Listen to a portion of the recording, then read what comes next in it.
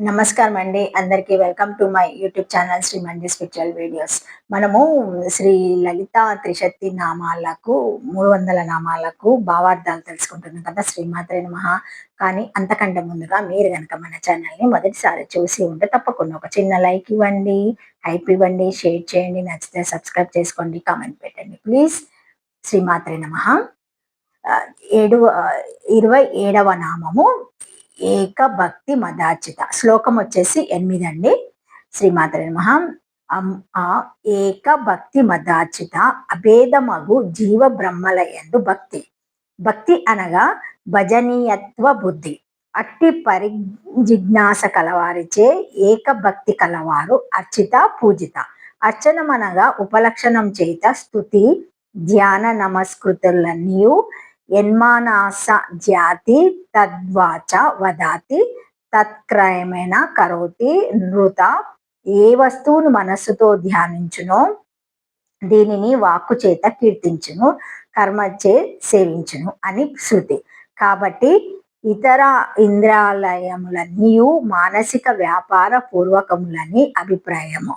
లేక ఈ సంసార మండలమున పరమేశ్వరి యొక్క స్వరూపము నెరిగిన ఏ ఏళ్ల కొలది మందికి మాత్రమే భజనీయత్వ బుద్ధి.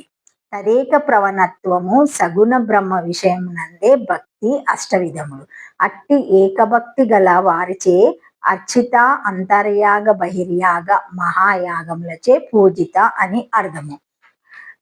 శ్రీమద్ భగవద్గీతమున 7:5:2 భక్తి శ్రవణము, కీర్తనము మొదలగు 9 విధములుగా చెప్పబడారు.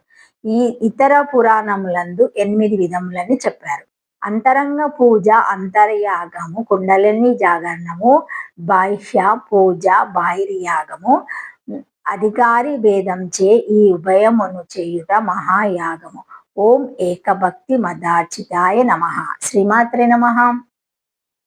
28 నామము ఏకాగ్ర చిత్త నిర్దేయత. ఏకాగ్ర చిత్త నిర్దేయత ఏకం ఐకరూపం అగ్రం ఆలంబనం విషయ. విజాతీయ ప్రత్యయ తిరస్కార పూర్వక సజాతీయ వృత్తి కావ్య నిరంతర వ్యాప్తి విషయకృత చైతన్యం యస్య తథా దృశ్యం చిత్త మాత కర్ణం ఏషం తహేం. శ్రీమాత్రే నమః. ఏకాగ్రచిత్త నిర్దేత. ఏకమనగా ఐక్యరూపము, అగ్రమనగా విషయము, ఆలంబనము. విజాతీయ భవ తిరస్కర పూర్వకమగు సజాతీయగమగు వృత్తి కలిగినదనియు నిరంతర వ్యాప్తికి విషయమును అగు చైతన్యము కలిగిన అంతఃకరణమున్న వారి చేత ఆ పరమేశ్వరి నిర్దేయత. యమ నియమ ఆసన ప్రాణామయ ప్రత్యాహార ధ్యాన ధారణ సమాధుల యొక్క పరిపాకతశయము వలన లభించు అసంప్రజ్ఞత సమాధికి భూమికలు 3 ఉన్నాయి. ఋతుంబర ప్రజ్ఞాలోక ప్రశాంత వాహిత విచార సాహితుడై సమాహిత చిత్తుడైన యోగికి 4 ప్రజ్ఞలు ఋతంబర అని పేరు. సత్యమును ధరించినట్టి ప్రజ్ఞాయని ధ్యానము వలన త్రిపుటి నశింపగా సమాధి కలుగును. అప్పుడు ప్రజ్ఞాలోక అను భూమిక కలుగును. అనగా ఆ యోగి ప్రజ్ఞ స్వచ్ఛమగును. నిరోధ సంస్కారాభ్యాస పాఠవమును యుత్యాన సంస్కారముల నాశనం కలిగి చిత్తం వాసన రహితం అగును. ఆ భూమిక ప్రశాంత వాహిత యోగ దర్శనమునంది వివరములు ఉన్నాయి. శ్రీమాత్రే నమః. 1 ఋతంబర. ఋతుమును యథాభూతం ఉన్నదనినట్లు సచితానంద లక్షణమగు బ్రహ్మమును వృత్తి వ్యాప్తి చేత భరించును గాన ఋతంబర. ఇది ప్రథమ భూమిక. ఆత్మానేవ వశం నయత్ అనుభవవచనము వలన ఋతంబర ప్రజ్ఞ విద్యమానం అగుచున్నది. శ్రీమాత్రే నమః. 2 ప్రజ్ఞాలోక. ప్రజ్ఞ అనగా బ్రహ్మ విషయమైన అఖండకార వృత్తి. ఇది నిత్య నిరంతరాభ్యాస పాఠవము వలన పరిపాకము పొందగా ఆవరణ భంగమగును. ప్రజ్ఞ ప్రతిష్ట. ప్రజ్ఞయే బుద్ధియే ఆధారం అను శృతివాక్యానుసారము బ్రహ్మస్వరూపమగు ప్రజ్ఞ యొక్క ఆలోకము, అభివ్యక్తి, సాక్షాత్కారము దేనియందు కలుగుచున్నదో అది కారణ జ్ఞానం. యస్మిన్ విజ్ఞతే సర్వమిదం విజ్ఞతం భవతి. ఏది విజ్ఞాతము కాగా సర్వం విఘ్నతమగునో అని శృతి చెప్పినట్లు అట్టి ఏక విజ్ఞానం వలన సర్వ విజ్ఞానము కలుగును.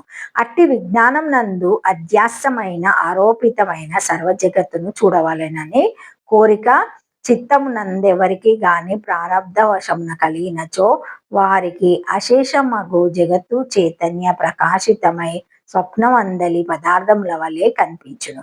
ఈ విధమైన అనుభవము భరద్వాజులకు కలదని పురాణగమ ప్రమాణముల చేత మనకు తెలియచున్నది. ఈ భూమిక యందు సంస్కార మాత్ర రూపమగు అంతఃకరణము సంస్కార వాసన రహితముగా నశించినప్పుడు ప్రశాంత వాహిత అనుభూమికగా తెలియగును. శ్రీమాత్రే నమః.